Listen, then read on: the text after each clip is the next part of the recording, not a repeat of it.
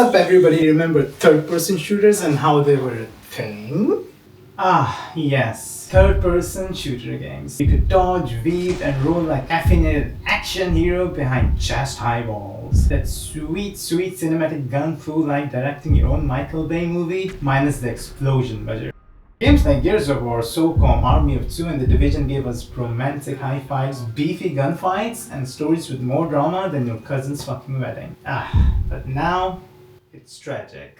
These legends are gone, but not because we stopped caring, but because the industry decided to hit Ctrl-Alt-Delete on them. So let's talk about it. So if you look at the data, an astonishing 60% of all the console PC playtime in 2023 was on live service games. Games like GTA 5, Apex Legends, Fortnite, games that have ongoing content. Now this is completely fine. Is this okay? Yeah, cool. I mean, it's fine. It's like, cool. Cool. No doubt. Here's the problem.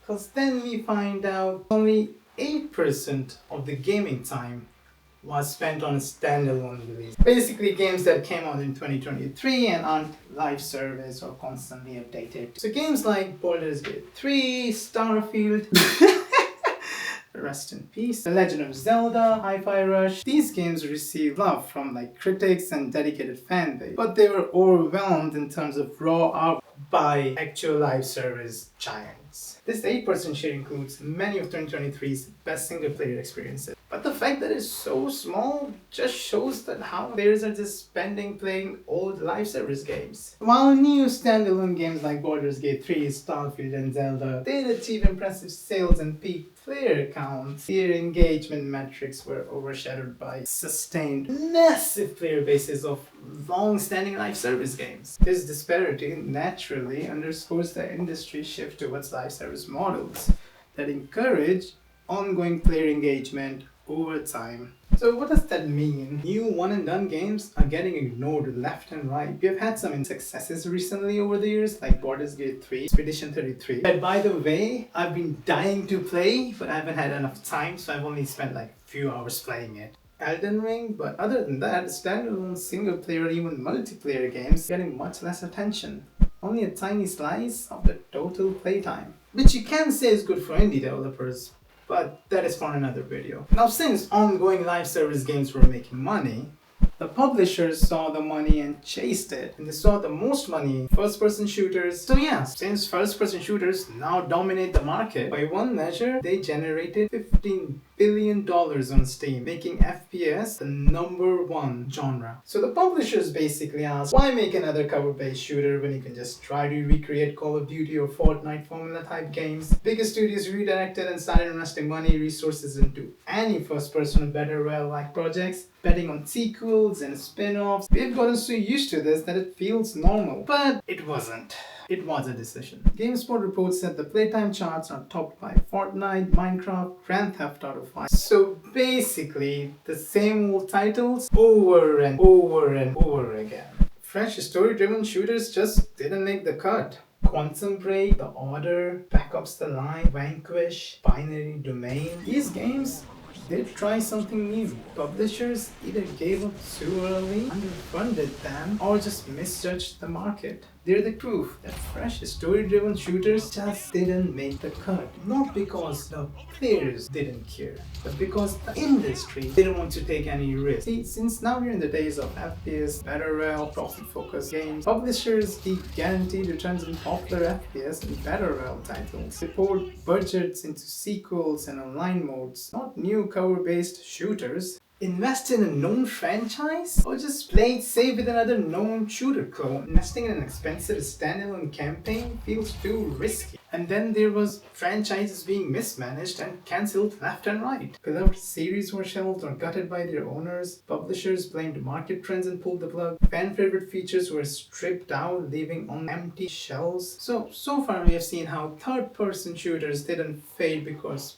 players stopped caring. They were just pushed out. Publishers, they just shifted towards first-person shooters and battle royales and chasing safer profit. Fresh story-driven shooters were sidelined, and once great franchises like SOCOM, Army of Two, and even Gears of War were either gutted or ghosted. Industry didn't just move on, it moved away. And then there's the rising cost and the creative collapse. Meanwhile, all of this chaos was happening. Development cost of these games went through the roof. Former PlayStation boss Sean Layden notes that AAA budgets have ballooned so high that publishers are unwilling to back anything that isn't deemed a guaranteed blockbuster success. He says today's risk tolerance far lower than it used to be. The result? Collapse of creativity. It's kind of funny how he even points out how execs now figure that if Fortnite made this much money, my Fortnite knockoff can make this in that much amount of time. And then there's the live service mania. At the same time, the game as a service craze took hold. Every big studio scrambled to build long-running online worlds. A brutal example is Suicide Squad. It was supposed to be Batman Arkham sequel, but was rebuilt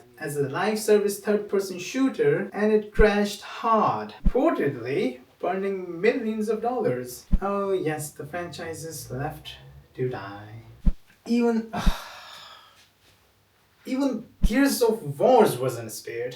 So and then, what did we actually lose? You and me, the gamers, us plebs who just pay money to buy these games from these greedy companies? A lot. We lost variety, spectacle, and simply joy of watching our heroes in motion. Third-person shooters had character.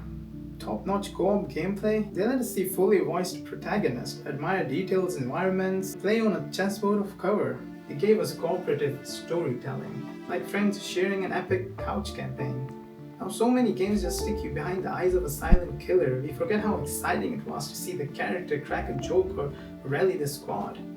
We lost heartfelt co-op banter and cinematic flair. Every time publishers killed a game, we also lost a setting and characters that could have grown. And it hurts because those precious moments won't come back to us unless someone finally decides that the formula matters. But in the end, maybe it doesn't really matter. Because maybe it is up to indie developers or studios like Sandfall Interactive or Larian Studios, or individuals like us to carry on and build something like that.